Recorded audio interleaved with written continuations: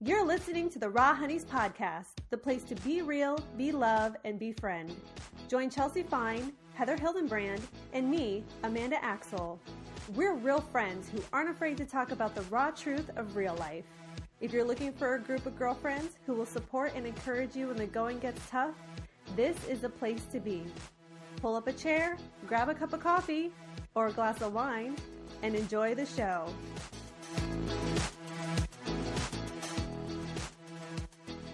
Hello, honeys. Thank you for joining today's show. This is Chelsea Fine, and I am here today with Heather Hildenbrand and Amanda Axel.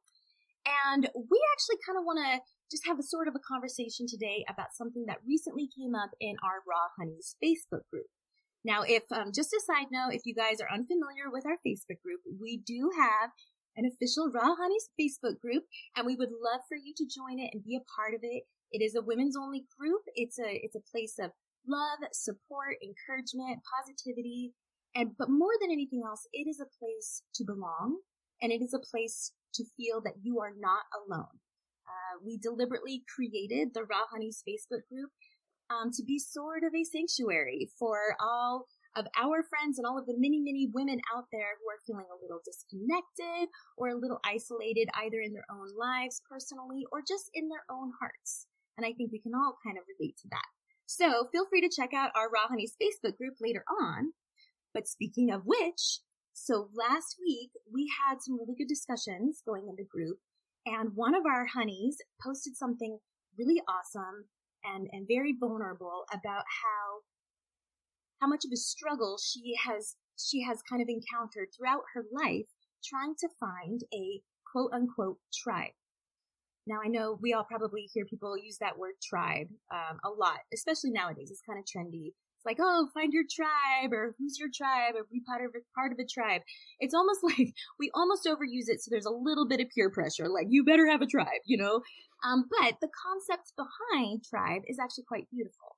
Basically, when people are referring to tribe, what they're kind of meaning is a community that's somewhat family-like. A safe place where they can connect with others that are like-minded and also different than them.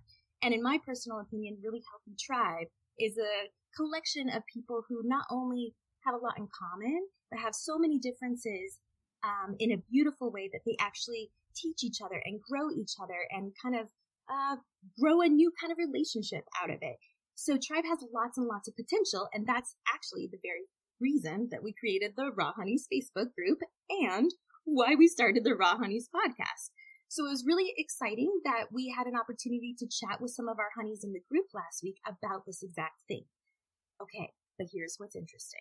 So our honey that posted in our group about, hey, my whole life I've kind of felt like I don't belong. I don't think I've ever really found my tribe. I don't even know if I have like an online tribe. I just feel like every time I get close or I get in a little bit with a little group, something just doesn't fit right. It's off by a little bit, or the people just aren't right for me, or I feel out of place. And kind of a resounding takeaway from her original discussion post was that, like, okay, so I'm trying. I'm actively searching for tribe. I'm actively putting my heart out there and hoping for friendship and reciprocation in return, but I'm not really seeing the results that I wanted to. Probably not even seeing the results that you assume you're going to see based on how our culture talks about tribe. Because keep in mind, we like to brag about community, about tribe, about any kind of social activities on social media. One of the main purposes of social media is for us to kind of talk about our lives and how connected we are. And it's just ironic because in actuality, a lot of what we're doing on social media is attempting to connect and not actually truly connecting. And I think that that's maybe one of the pressure points that we're feeling here in this discussion post last week and what we're doing today on the podcast. So I kind of just want to start a conversation with you, Heather and Amanda, about this thing. Like, I think all of us, all human beings, not just women, not just the honeys, I think all of us, like, we're human beings. We're born into a world where we desperately want to belong, right? Like, And there are biological survival purposes behind that, right? Throughout history, we needed to be part of a literal tribe in order to survive, right? There was like, scary animals and like food needed to be hunted and stuff. Like we needed teamwork in order just to get through the day. Life is a little easier now as far as survival and whatnot, but is it any easier at all when it comes to socially connecting? There's almost a part of me that thinks that it might be even a little bit more difficult nowadays because we don't actually live in tribal settings. But that's kind of a little bit of a tangent. But tribe as a whole, it's a resounding thing, and there's no getting away from it. We are pack animals as human beings, and so we do have this innate desire to belong. And so I kind of want to start, first of all, with just like the concept of friendship. Because what our Honey's post was really talking about at the beginning was like, hey, I just want some good friends. I just want to find some friends that I feel safe with, that I feel joy with, that I can celebrate with, and that I can cry with. We all sort of want the same thing. It's just like this tricky thing, this slippery thing that we can't always find. And even if we do, we can't always hold on to it.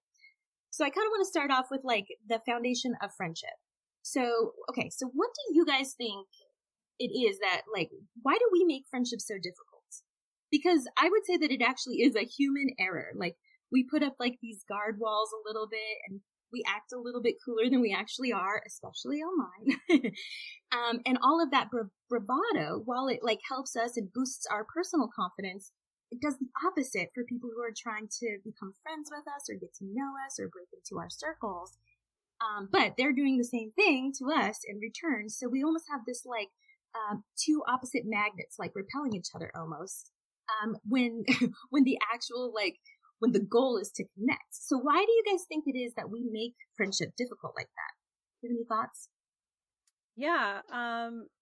So actually, we talked about this in our Befriend episode, how friendships are a lot like dating. And the thing is that when you want to have a deep friendship with someone, with anyone, you have to be able to open up to them and, so that they will open up to you and you can have a genuine one-to-one connection. But the issue is always the same, whether it's dating or friendship or even a family member, is we are so afraid that they will reject us. Because something that we talked about in that episode is that sometimes it's very difficult for us to 100% be ourselves. What we really mean is show our flaws that are very much a part of our life to another person because we are so afraid that they will reject us for that reason and that all the good we do doesn't count. So I think there's a lot of pressure in that way.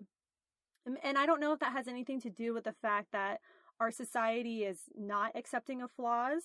I mean, it really isn't. Like the way that we present things in the media, the way we raise children, I'm not talking about anybody specific, but I mean in general terms, your flaws are bad. You should not have flaws. And if you have any flaws, you should fix them immediately so that you have zero flaws and that you're perfect. Right? Like that's... Or hide them away. Yeah. Hide them away. Yes. Don't show anybody your flaws because they will reject you. So I think that has a little something to do with it. Heather, what do you think? Well, I was going to say the same thing as you at first, and then you stole my answer. It's cool. Sorry. But, but you said it better than I would have, so it's totally fine. I don't know about all that. But when you said it, what I realized is actually, I was like, you're right. It's rejection, fear of rejection. Why do we do that? Why do we have such a fear of rejection? Or why do we reject people so easily or so, maybe more frequently than we have ever before?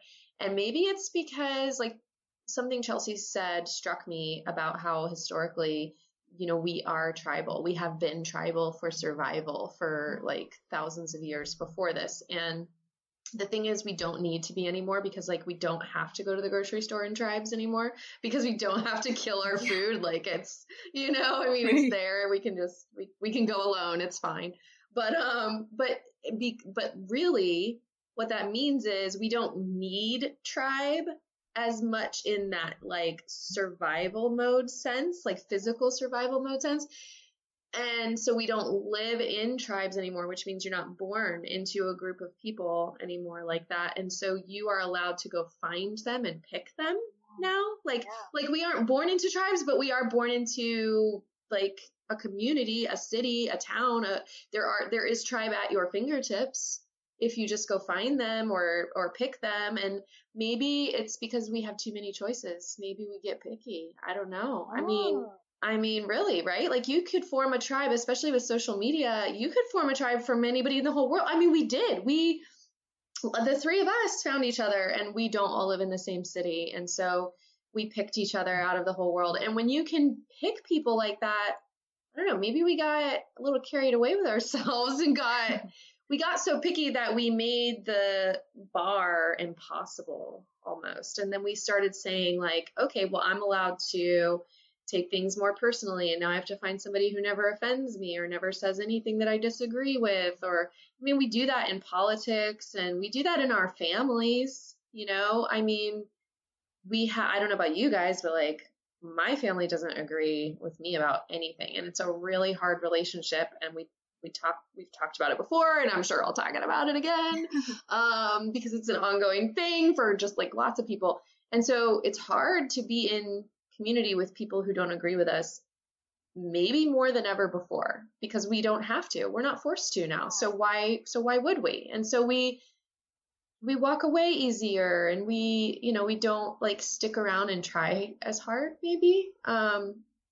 Because that's something I saw in her post and in the responses reflected, was that people, she'll think it's going well when she's making these new friends, and then people will just sort of give up, or she'll find out later they started hanging out without her or whatever. And that has happened to me a lot. And I know that's happened to other people too. And it's like, it's the same with, our divorce rate being so high. I think sometimes, I mean, there's lots of reasons, and that's a whole other topic, but like, we just don't stick around and try as hard for as long anymore. And maybe we just have more choices. I know that's like such a shallow, horrible reason, but like, what if that's all it is? It might be. Like, that's a great perspective. I haven't thought of that one time until you said it. And I mean, it's a fact. We have global choices now that, we're so connected as an earth and stuff. Like, that is such an interesting question to pose. Like, is it simply because of choice? Because if you look at like psychology, like experiments and stuff like that on choice, like on how human beings interact with having many, many choices as opposed to like just a handful, we do like inherently get overwhelmed, get confused, and make a decision or a choice that isn't necessarily healthiest or best for us. Whereas when there's a smaller pool of choices to choose from, we actually are much more savvy, we make better choices, and we're more content. That's the biggest result from psychology tests, is that we are happier with fewer choices. And perhaps this is part of the reason why, is when we have a lot of choices, we have a lot of room for disappointment, right? So it is like, I mean, think about like our dating apps. Like, we just keep swiping, and it's endless choices, and then and like you get Netflix, like, I don't know. Yeah. Right? I mean, Amazon, and the choices are endless. Yeah. And I think too that, yes, I do think that we do have more choices, and that could be part of the issue, a big part of the issue. But I think the other reason is that we're sort of in this place in our society with people, especially, people of our generation, and even more so that are in that, younger generation. I don't know what they're called, but the one after the millennials. Yeah, those kids. But I think I love how your tone, you're like, yeah, those kids. Yeah. Oh my God, so grumpy old lady.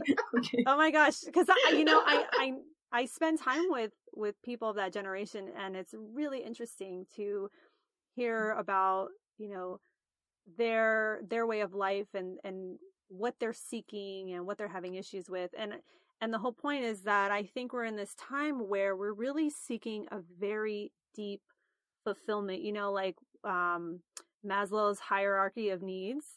I know that generations before us, like I'll never forget this woman. I think she's in her 70s now, but she was our age, and in the 70s, and she's like, yeah, back then, we had brown shoes and black shoes, and we had a brown purse and a black purse, and that was it. And maybe you rented your furniture, like you didn't even buy it, and now everything is so fast casual, and we can have different colors of everything and be fulfilled at our every whim. And that's great. We're being fulfilled in that materialistic way, I think, generationally speaking. So now we're kind of trying to level up, and we're seeking fulfillment in much deeper ways than I think some generations before us were. I'm not saying that they didn't need it. Absolutely they did, but I don't think it was as a priority as it is now. So I think you're right. I think maybe the bar is higher because the need is more profound, if that makes sense. Yes. Oh, I love that. Yeah. The need is more profound. Yeah, that's great. That is really cool. Well, and I kind of like that, like, I think the word that you used, Heather, was picky. We're kind of getting a little picky. And I would agree with that. I would agree with that for sure. Because biologically or anthropologically in the past, we didn't get to choose what tribe we were born into. You're just born in and you're stuck with them, and that's what it is.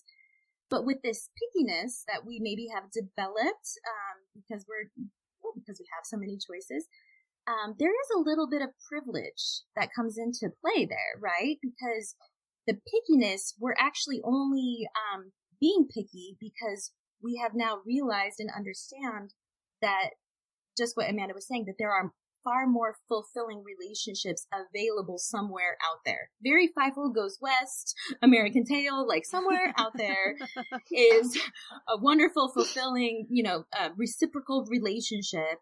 And I deserve to have that just as much as anybody else. If you are lucky enough to feel that you are worthy of that, which, just for all of you honeys listening, you are worthy.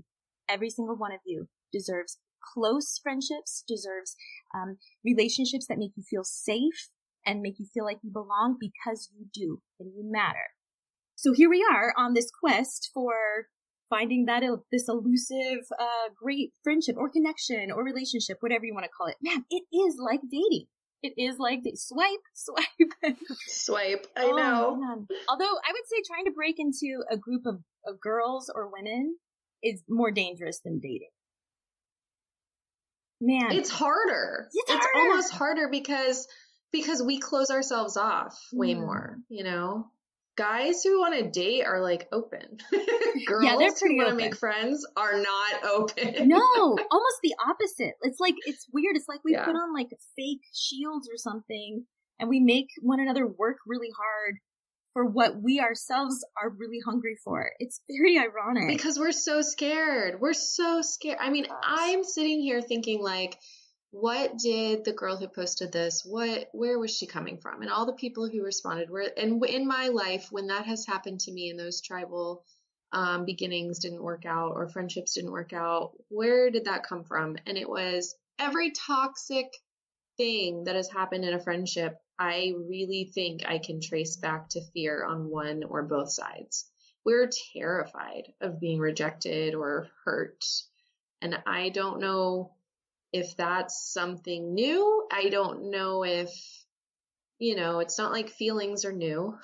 Right. It's not like it's a cultural, not a phenomenon. This is, I mean, as we evolve, we now have feelings and we're very afraid of them. I don't know what it is that makes us do that or makes it feel like I guess it probably feels like it's more common or prevalent, or maybe more of like an epidemic socially, just because of the internet, because we can hear about it happening to more people. Because the one thing that we saw on that post that we started this podcast for, because every time we talk to women, we hear it echoed and echoed and echoed, is that we are lonely and for friendship, and that we think we are alone in our experience in terms of like having, missing out on those friendships.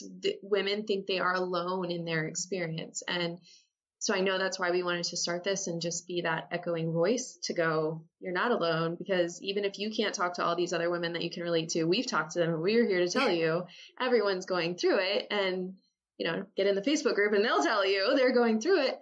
So I think maybe we just know more,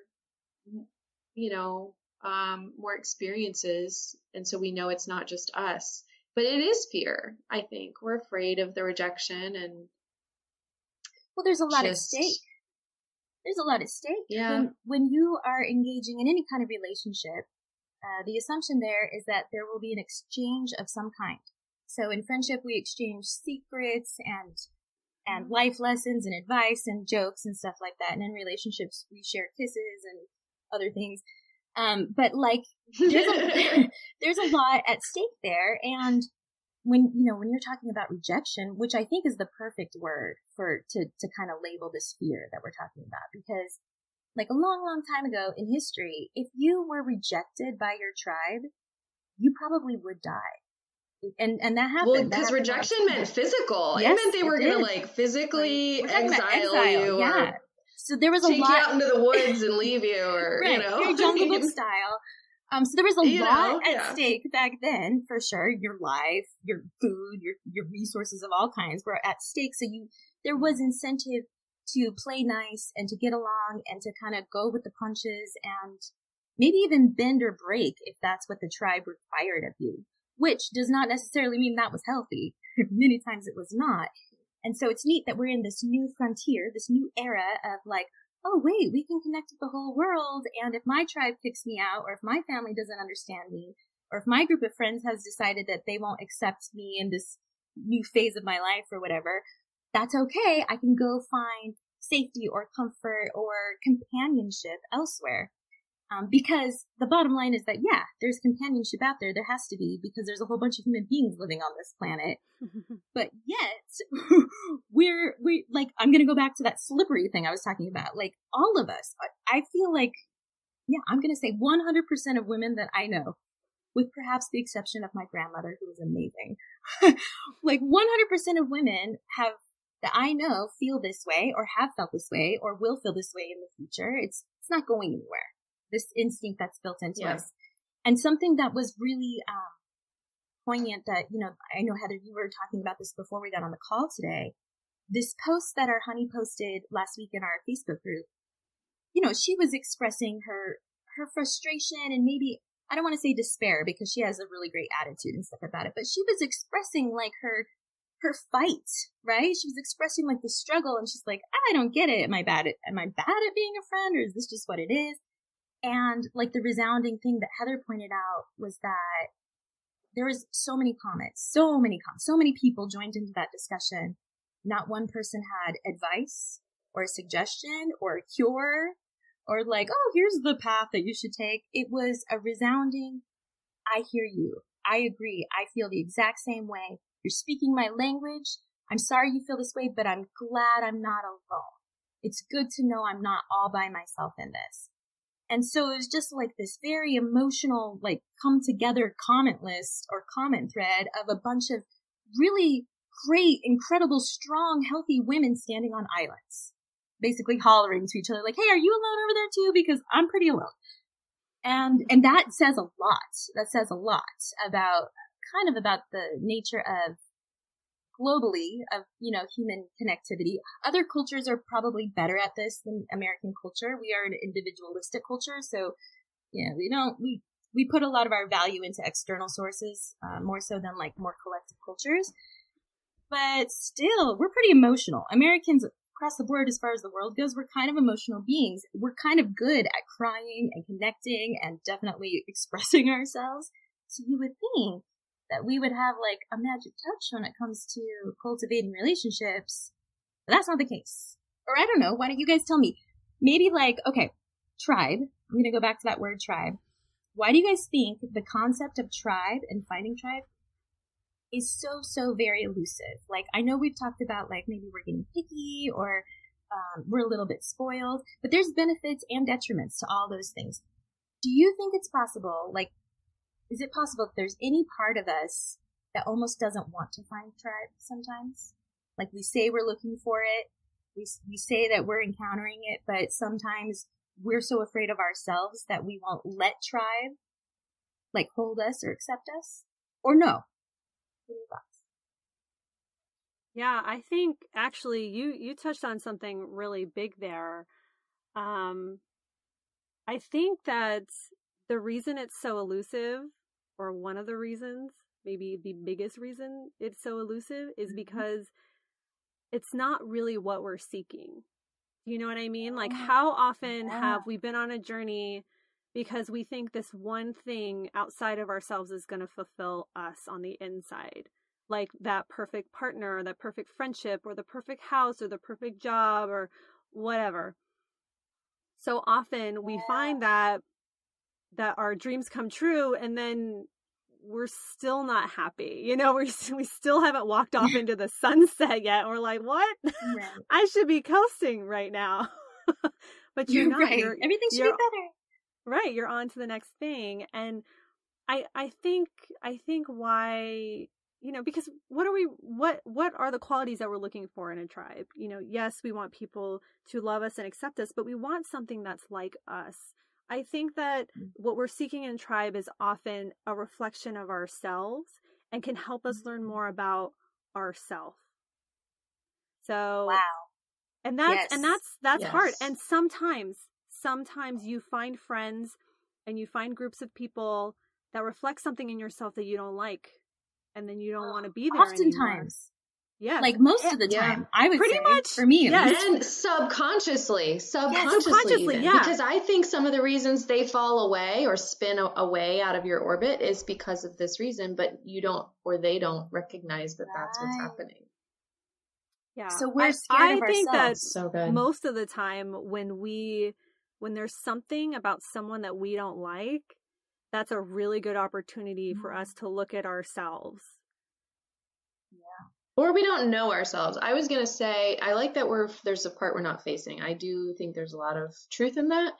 And then I also think it's like you said, what we think we're looking for isn't really what we're looking for, maybe. Like we just don't really know ourselves well enough to know what it is. Well, two parts. One, we don't know ourselves well enough to know what kind of tribe we're looking for that we're going to fit with.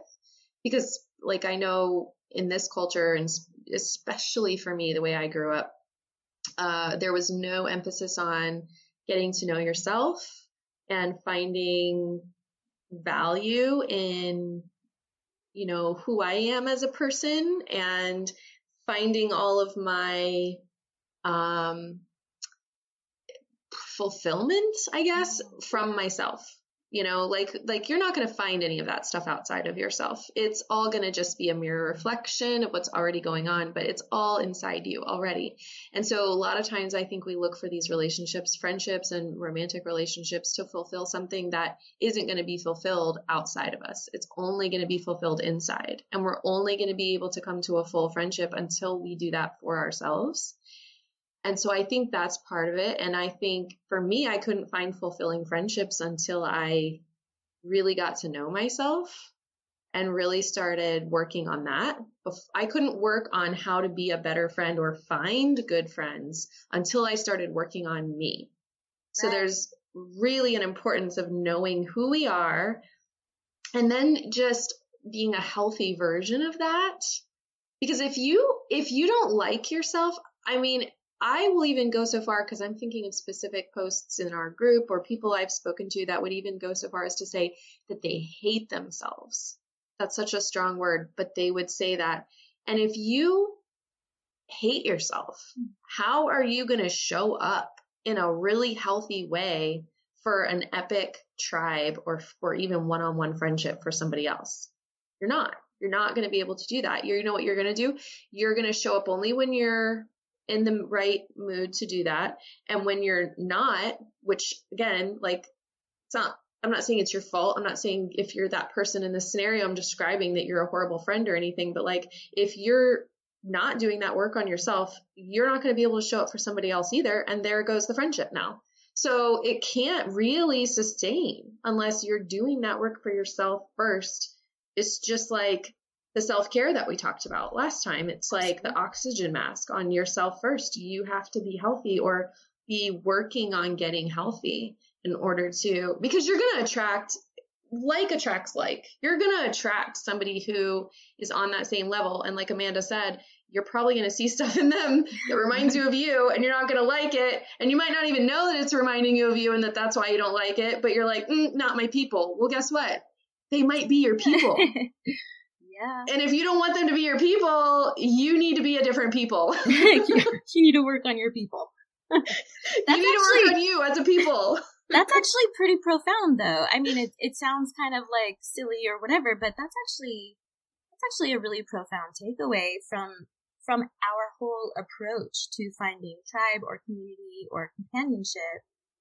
And like what you're saying with self-care, because everything in life comes down to self-care. Everything. Like getting out of bed, taking a breath, choosing to continue to feed ourselves day after day. There is self-care embedded into the very fabric of our every single decision. We just can be conditioned to turn it off or to think we're not worthy of it. And so it's almost like what you're saying is like, we cannot be afraid of ourselves if we expect to be taken into or become part of something bigger than ourselves. We have to be able to accept who we are. We have to be able to forgive ourselves time and time again, always and always. And we need to be receptive to the fact that other people are on a journey for themselves as well, accepting themselves, forgiving themselves. Like we're all rowing the boat uphill. Like we're just in separate little boats. But we're all in our own boat. Like even in a tribe, we're still in our own boat. I mean, we might have our boats linked together, but we're still in our own boat.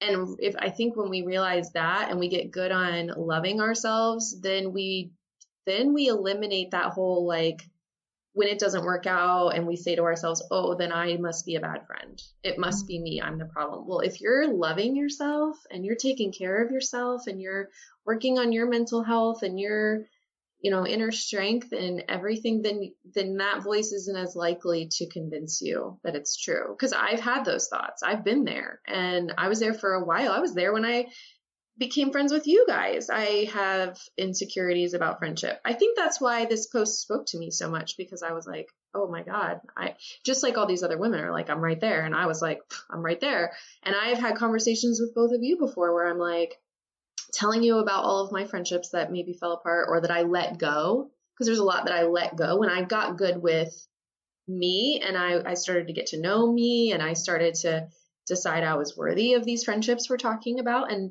not just taking whatever I can get, because there's a whole, we're attracting women who want to go deep, right? Yep. But like not every woman is ready to do that. And not every friend we meet is willing to meet us at that vulnerable spot and take care of us. And that's why we are afraid, because we're like, are you one of the good ones or not? Are you ready yet or not? No? Oh shit. Uh-oh. Like, because that's the ones that'll just, that maybe will hurt you or that will just drop you all of a sudden or that won't be a good friend. And when you are thinking, maybe I'm a bad friend, maybe I'm the problem, and you're like being insecure about yourself, you will get into those friendships, into those toxic relationships. And then you won't want to get out or know how to get out because you don't think you deserve to get out. So if you want to do that, you have to start with you first and not expecting them to do it for you, which is so hard. It's so hard, but it's like I had to have talks with you guys. Like I knew it was a toxic friendship, but are you sure I'm not the problem? And I know you're both like, do you hear yourself right now? Like that doesn't even make any sense. But it's easy to get insecure like that. I think when I was not this steady version of myself before. Well, so I think hard. For all of us, I mean, I don't know. I still struggle with that. Like I still have to rev myself up a little bit sometimes, even with friends that I've known for years and years, because I have that complex embedded in me, just like anybody else. The whole, maybe I'm not worthy or I'm not good enough or I'm not funny enough or pretty enough or, whatever it is, which is crazy because actually, no, hold on. If I'm being totally honest right now, a lot of times in my past, when I have come to the epiphany that, oh, this group isn't working for me, or these friends, I don't belong there, I don't fit in. You know what? A lot of times it was a cop out. A lot of times it was me not being willing to work hard to love them. Mm-hmm. Shoot. I'm just like thinking through this as I say it. Like, because other people require quite a bit from us, just like we want to pour in quite a bit of ourselves into others. And that is draining and exhausting and rewarding and beautiful. It's all those things. But previously in my life, when, I had a different worldview and I had a different capacity for love of the other, of strangers, of others, of humanity as a whole, I would use my insecurity. I would skew it and twist it and blame other people or other friend groups or other circles. And that would allow me to have like a decent excuse or justification in my head to back away so that I wouldn't have to care for them the way I wanted them to care for me. What? Well, okay. So I'm a jerk. No, listen, that's exactly what I'm just saying. I think that so many of us do that. And I think that it's just because, I bet it was a time in your life also where you weren't as good like you are now with yourself and who you are and what your boundaries are and what you need from friends and other people and what you can give, what you can't give, and what you're willing to do. And all of that is different now, I feel like. Well, yes. Oh man, I hope so. I really hope so. You guys let me know. Okay. Let me know if I start backsliding. Well, and so, listen, I'm going to defend you to you for a second. Okay. You do that. Because, and maybe this is just a matter of your worldview being different and maybe mine's just the same because I will stand and say, actually, I think some of those people really, really were not, I was just talking about some people, we're attracting a tribe of women who's really craving more and wanting to go deep with people, but not all women are ready for that and not all women are doing that. And when you try to be friends with somebody who's not, but you are, that's when the tribe thing doesn't happen. That's when it becomes a toxic, unhealthy thing because they do require more in an exhausting way that is not rewarding. And so I do think some of your relationships were like that. They were off balance in that way. Yeah, definitely. They had to be. Thank you for saying that, though. You're making me feel better about myself. But yes, I think for all people, certainly, all people have some kind of experience with relationships like that. And that's actually a little bit tricky because what that means is from the age of 3 or 4, whenever we start to really start to socially bond with friends or companions and stuff, we really do have to guess a lot for many, many years. As we're learning how people work and how our culture works and stuff like that, there's just a lot of unknowns and unpredictable factors involved when it comes to human relationships. And yeah, it's like an art almost, but it's not an art that you can necessarily perfect because you have no control over over what you're creating or what the other people have or don't have or want. So yeah, there's there's good relationships, there's bad relationships, but I think though for me, I'm a different person and my life has gone through some radical, beautiful, evolutions in the last 5 or 6 years. And, but I think for me, yeah, the biggest change is a lack of fear in my life. I'm a little, I don't know if I want to say I'm brave because I don't really think I'm brave per se, but I'm not afraid. I'm not as afraid. Hold on. Let me clarify. I'm not as afraid of being vulnerable or flawed or rejected as I was 5 years ago. And actually,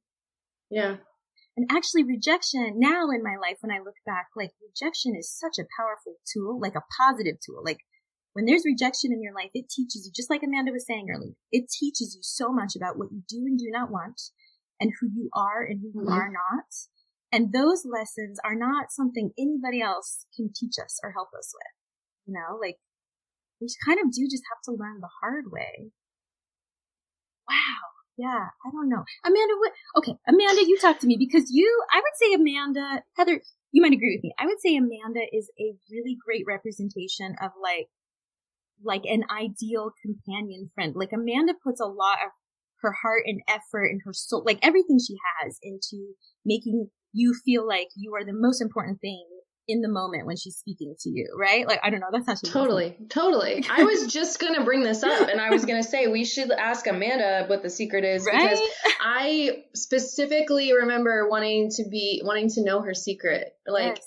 How do you have as many friends as you do and that don't know each other? Like, different friend pockets, which you should talk about, Amanda, in terms of like, you don't need a tribe where they are all together. Your tribe is like spread out. And it's beautiful. And you do it in a way that it makes it look easy.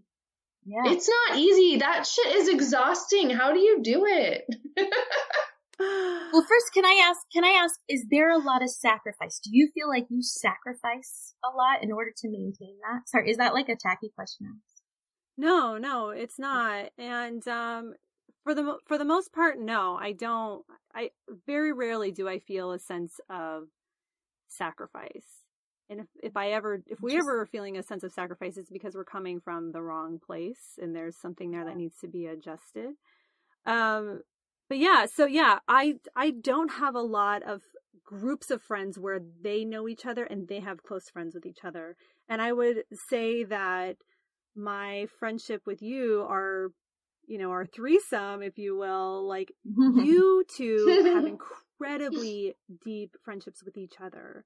Like, your connection with each other is so deep, it goes back to like ancient Egypt or something. Like, no, I mean, it's wild. It does. We should do an episode about that sometime.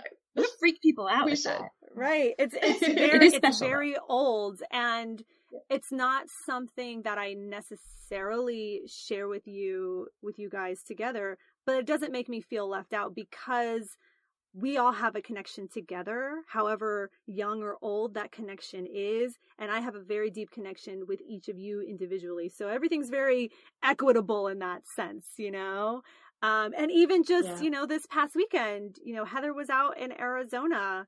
You guys were together without me, and I did not feel left out at all. I was actually so happy. I mean, yes, I wanted to be there with you guys. Don't get me wrong. We wanted you here too.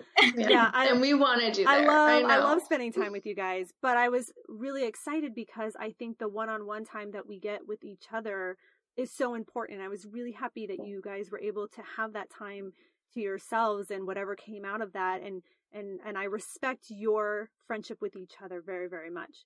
But I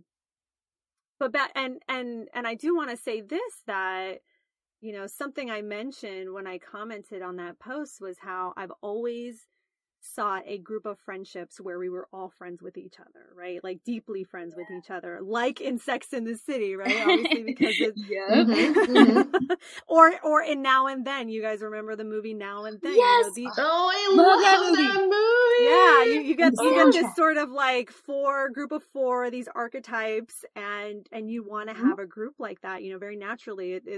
It looks very alluring, why not? And so I've had many starts to groups of friends like that I thought were going to end up that way, and then they did not pan out at all. And so with you two, when things were starting to get serious between us, I'll say, like we're dating, like we were getting serious, like we were getting committed, like I was like, all right, I gotta lock this down.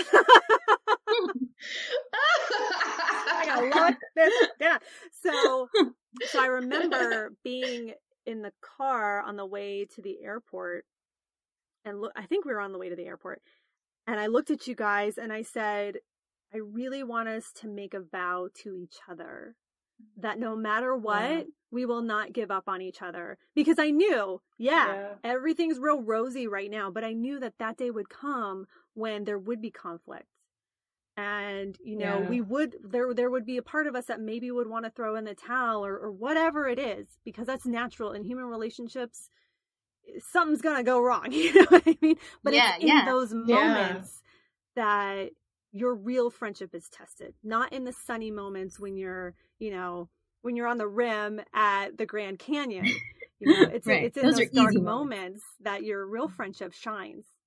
How deep it really is, how committed you really are to each other. And I had tears in my eyes when I said it, because I really wanted you guys to make that promise with me. And I had to make that promise too, and I'm so glad because we have this really beautiful, enduring friendship that's so dynamic and evolving constantly, you know, and it's great.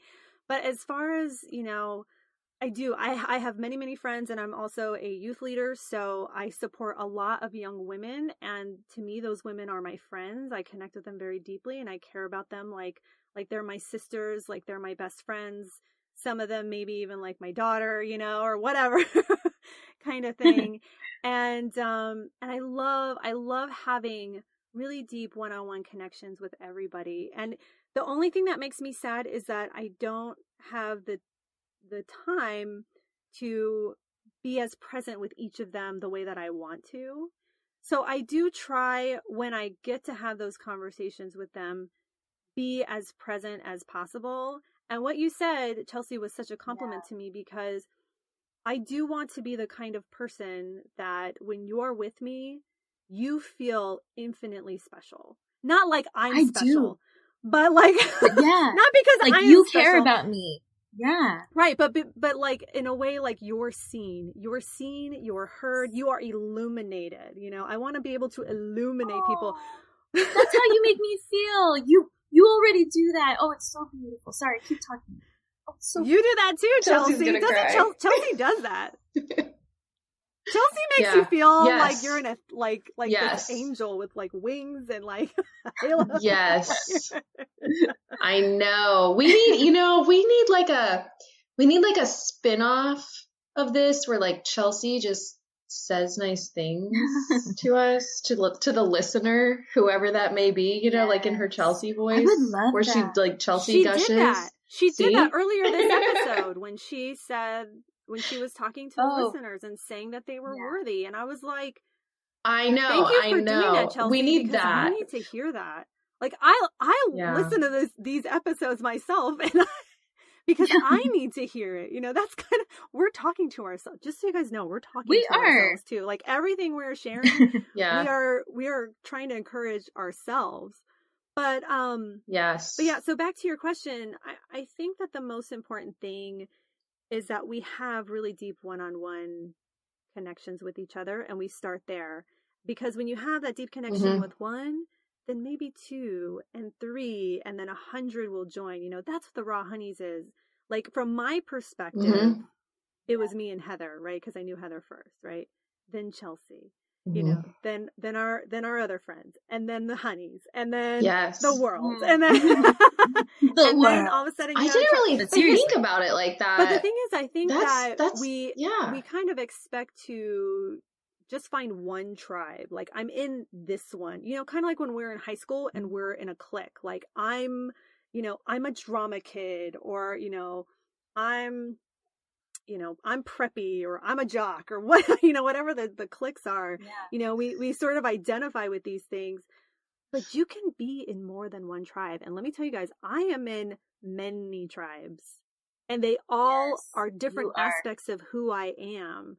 And none of them individually define me.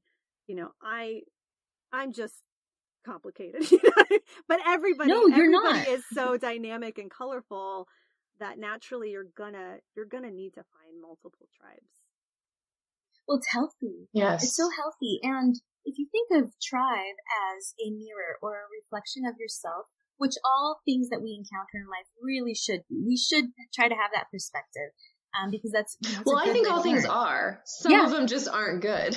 But yeah, good clarification right there. Yes. Sorry, guys, to let you down.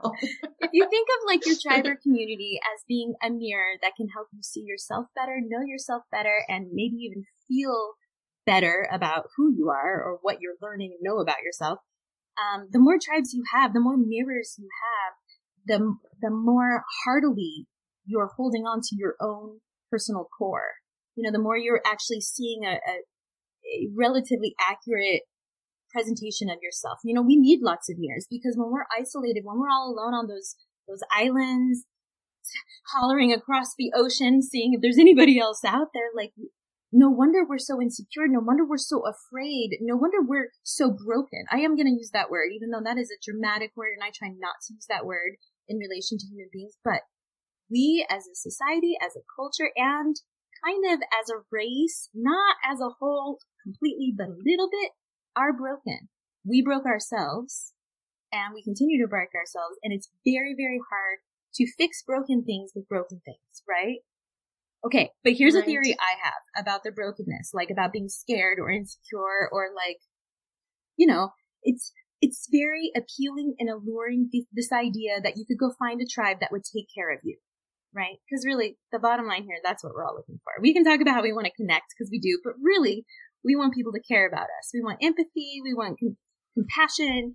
These are human needs that we actually do not necessarily fulfill for one another in everyday society.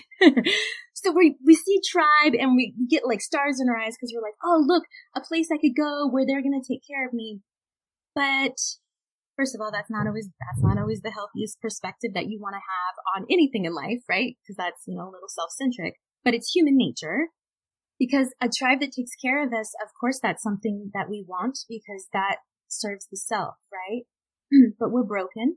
And any tribe we find ever is going to have brokenness in it. That's part of the human story. That's part of the human experience. Mm-hmm. Anything without brokenness is not going to teach us. It's not going to teach us. So there doesn't always need to be a point to it.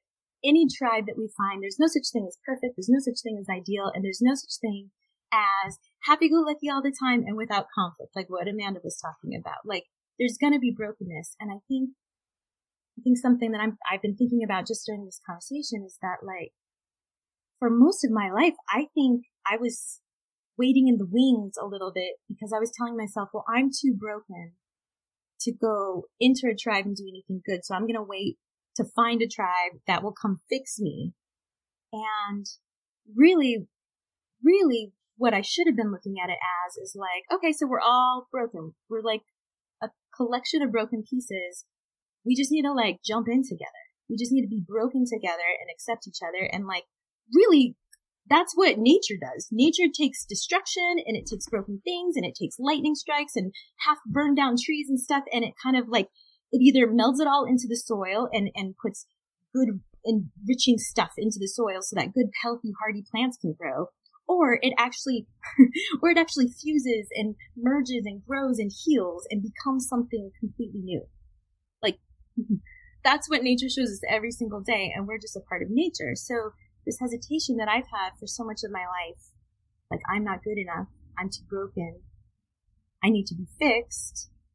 Like, we all need to be fixed, quote unquote, I guess, but not really, because the fixing is probably exactly what we're looking for. The compassion, the companionship, the connectivity, like, nothing fixes us except for us, but those things, they're medicine. That's the medicine we need to get going on our own in a big sense. Sorry, I'm kind of rambling about tribe, but I'm learning so much about myself. That's a great, I love that you just called it that, because when you were talking, I was like, that's all true. We need to, we can't wait till we're not broken, and we do just need to jump in and come together, but that we also can't expect them to fix us. What we should expect is that they should accept us the way we are. And by accepting us the way we are, that is medicine for us to fix ourselves. Yeah. Through those actions, that is how we fix those broken parts of ourselves. That medicine helps us do it.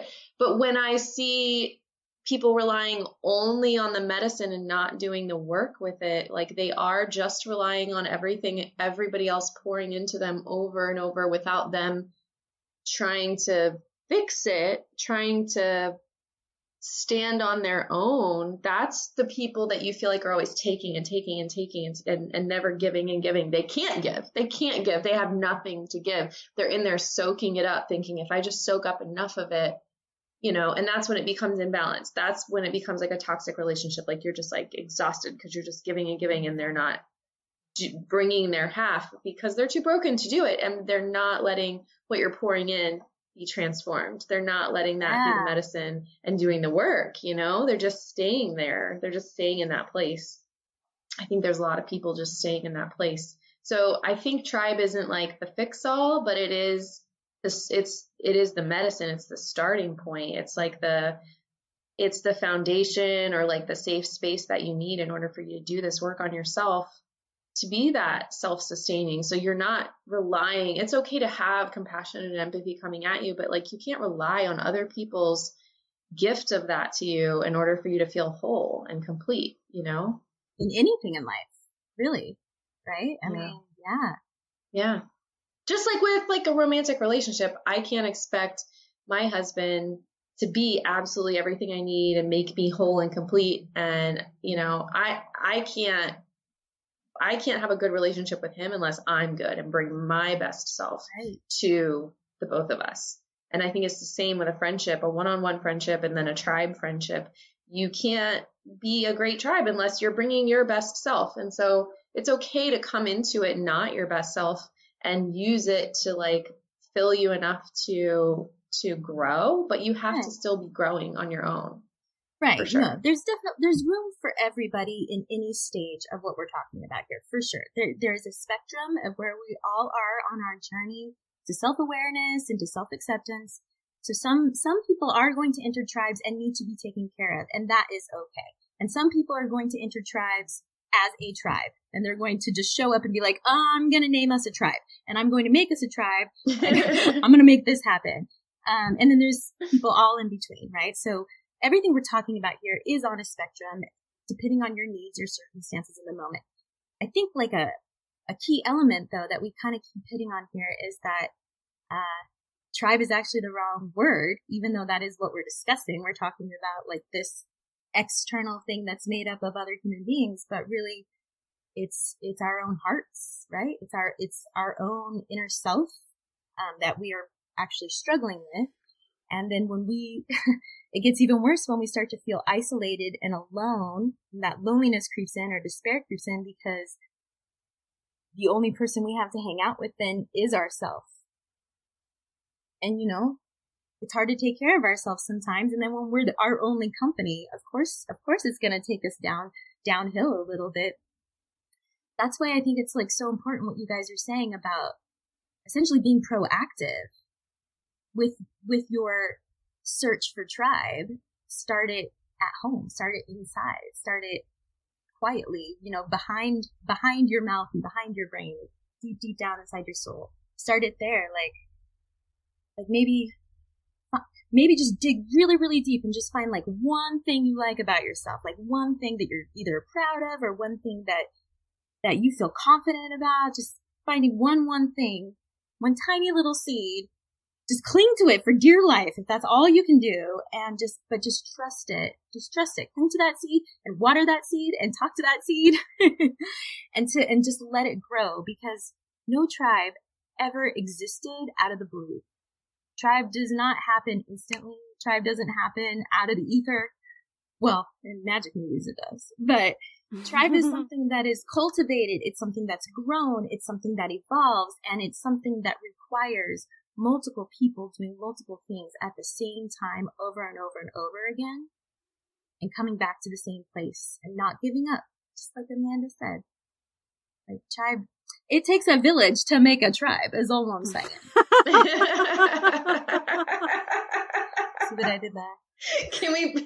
That's a tweetable. Can we just like make that a shirt or something? That was amazing.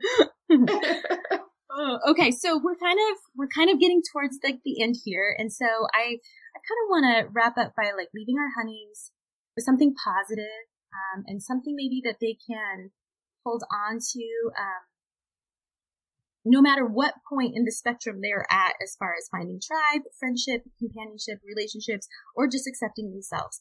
I know some of you honeys out there that are listening, you really are all alone. Some of you are genuinely by yourself. But really fast, you're not alone in this moment at all. You have me here, you have Heather sitting right here, you have Amanda sitting right here, and the three of us love you. We see you, we feel you, we are you, and you are never alone. But for sure in this moment, I want you to try really, really hard to feel like you belong, because you do.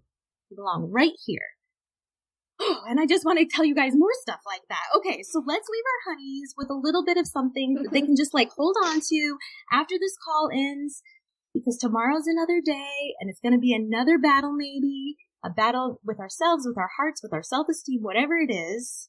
So we're going to need to put on some war paint. So do you guys have some war paint? Some takeaways, some tokens? So there's a Rumi quote that says, what you are seeking is seeking you. And so I love that. I love that one too. And that applies to everything. But let's talk specifically about seeking tribe. So I would just say always be seeking. If you feel a yearning for something deeper, then go look for it. And sometimes when you're looking for it, it's going to cause you to go inside and reflect inside. And that's great, because naturally when you are really, really, truly seeking something, the universe is going to open a path for you, or God is going to open a path for you. However it is that you view it, it's going to open a path. And that path is going to lead you to places that you never expected. I can tell you right now that I could never have predicted what has happened between Chelsea, Heather, and I ever. I mean, especially that first meeting, I never would have predicted this. And the fact that we get to, I just so cherish these moments that we get to be on the phone. And what you guys don't know is we can actually see each other on video, even though we don't all live in the same city. We are not the kind of friends who can go get coffee whenever we want. You know, we have to really make it work for us. And I really cherish this time, and I never could have predicted to it. So please be open and never give up and continue seeking no matter what. And I promise you that in time, you will find exactly what you're looking for. Yes. And what you should know also is that Chelsea is recording her episode from inside of a teepee in her house, and we're watching her do it on video. It's so true. Awesome. We should definitely, they need the visual. I know, I need to take some pictures or something. Yeah, you should. We should post pictures of that where we record or whatever. But anyway, my thing, listen, Amanda and I are going to be like the yin and the yang. Well, Amanda's quoting. I have a quote too that I want to share, and it's not Rumi. Okay, do you guys remember? Okay, you guys, we watched the Ali Wong, the first Ali Wong. Yeah, Baby Cobra. Comedy special. Like, how many times did you watch it, Amanda? Like 9 times? I've seen it like 9 times, and I still laugh. Yeah. We watched it. I watched it with you like more than once. It was so good. And so in the part where she's talking about like how everybody in the world has HPV, and she's like, you know, it's so prevalent now. And she's like doing this whole bit where she's like, if you don't have HPV, you're a fucking loser. Do you remember this? This is like her favorite part. Okay. And then she's like, if you don't have HPV, you go get it. And when Chelsea was like, what should we leave them with? I was like, in my mind, I was like, if they don't have a tribe, they should go get it. And that's what I quote, you guys. Solid direction. Deep, I know. So don't get get HPV, but definitely get a friend or a tribe. I don't think that was the opposite of what I said at all. I know. I was like, well, but it's just a little bit of a different direction, but it's kind of the same. It's much more lighthearted. Yeah, there we go. And if you haven't watched the Ali Wong special, you need to. Oh, but it's serious. Like, I purposely went and got you guys. I mean, we had met and I knew you, but I was like, I'm tired of, you know, these other kind of toxic friendship relationships that I had, and a bunch of them had ended anyway, or I had ended them or whatever because they weren't good. And I was like, I need to be on purpose about forming the kind of female friendships that I want, that I know I deserve, that I know exist, even though they sound like a unicorn right now. I've never seen them in live, you know, in person, but I was like, I'm going to make it happen. And so it wasn't an accident. And that's something I don't know if we said in the you know, before this in the episode, but it wasn't an accident. I had to make it happen. And so did you guys. And we've been deliberate about growing our friendship separately and together. And so for, I think a lot of women, if you're waiting around for it to happen to you, you go get it. Okay. You have your challenge now, ladies. That's right. Oh my gosh. I love that. Because yes, absolutely. Don't forget even with all our insecurities and even with that self-doubt, those voices that pop up in our heads, we can't forget how powerful we are. Never ever forget that you are capable of being anything, starting anything, and leaving anything. You are just as capable as anybody else on this planet, and you are already your own tribe. Accepting your tribe, who you are, accepting yourself, who you are, that's step one for true tribe. And if you can accept yourself and everything that comes with it, and you can see the beautiful pieces right alongside all the brokenness, you're more than halfway there. You're almost to the finish line, because that is really the biggest hurdle in this. And I also want to say something that's just a little bit more of a mama energy here, but I say this a lot in my listening ceremonies that I do with people. I do talk therapy, and this is an unpopular thing that I say, but I do believe it is true. Love of any kind is guaranteed to break your heart. That's the nature of love. Love, the price of love is all in. The price of love is our heart. So if we choose to engage in any kind of relationship that's positive and fulfilling and has love woven into it, we are also entering into a silent contract, acknowledging that we will be hurt by this and we will be scarred by this. And equality is not a requirement for friendship. It's not like you got to go find someone who's just as broken as you or someone who's just as evolved as you. Actually, I would say it's just the opposite. Go find someone different. Go find someone who's in a different pit of mud than you are, because at least you can commiserate about both being in mud. But you'll learn so much. You'll learn about yourselves. You'll learn about what you're capable of. And you'll learn that everybody is equally special, but equality does not come into play ever in loving relationships. Nothing is ever perfectly balanced all at the same time every single day. You're going to be insecure. It's going to be hard work. It's going to be painful. And there is always a good chance that you're going to come out of it with scars and tears.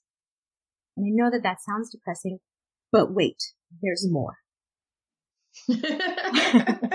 All those insecurities, any scars, any tears, any fights, any disappointments, any discouragements, all those things, they will evoke feelings in you, right? Like everybody's stomach is tight right now because everybody's like, I don't want to be hurt. This is exactly why I don't go get friends and tribe, right? Because we don't want to be hurt because of that rejection thing. But feeling that fear that we were talking about, that fear of rejection, what it's actually doing, it's signaling to us, to our brain, to our body, to our heart, that we really want this thing that we're afraid of losing. And that right there means that you are alive and that you're doing it and that you're walking towards it and that you're getting closer. That pain, that discomfort, that's part of the process. That's the entrance gate. And it's a gate you're going to have to walk through back and forth, back and forth, back and forth your entire life. Me and Heather and Amanda have a fantastic friendship. We love each other. We are very good to each other. And we are gentle with each other. But we fight and we're mean and we're impatient and we let each other down. And sometimes we don't confide in one another because we're scared. Like we're all still little tiny scared little girls in our hearts and in our heads. We're all those same little girls. The only difference, I believe, is that when the three of us come together, we have entered into an almost physical contract, like a verbal contract that we are not going to give up. And that was a beautiful thing that Amanda granted us as a trio right from the get-go. So when the three of us are together, even if we're fighting, even if we're unhappy, even when we're sick or grumpy, we feel safe and we feel like we belong and we do feel worthy. Even when we don't like who we are on that day, we do feel like we deserve to have the love that we provide for one another and that each other deserves the love that we are capable of giving. So here's the thing. Conflict in any kind of healthy relationship is an honor. It means that you're making progress. It means that you're growing, you're evolving.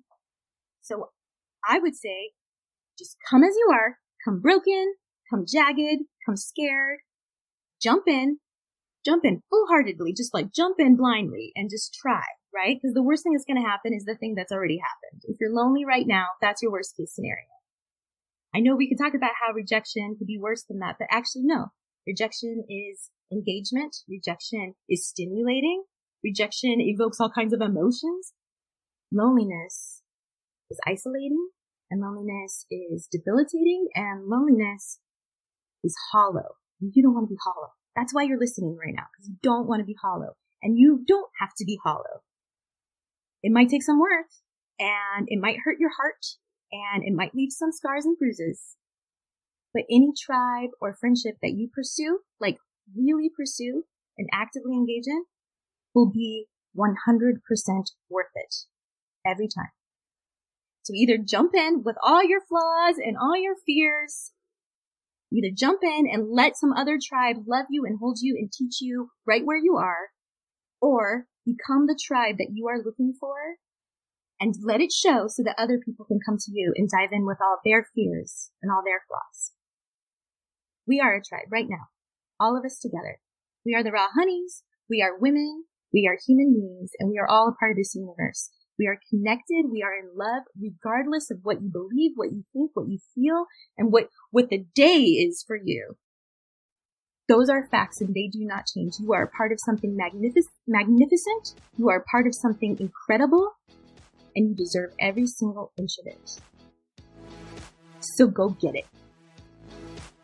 All right, Raw Honeys, it's been great talking to you. We love you so much. And more than that, we wish big, big, big love for you. Love in your friendships, love in your relationships, but mostly love in your heart for yourself. That little girl inside you, she deserves it. Do it for her. All right. We'll see you next time on the Raw Honeys podcast.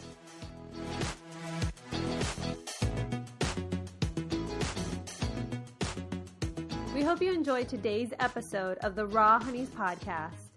If so, please share it with a friend or post a review. Heather, Chelsea, and I would love to connect with you. Check us out on Instagram at the Raw Honeys or join our community of honeys on Facebook. Thanks for listening. We wish you nothing but big love.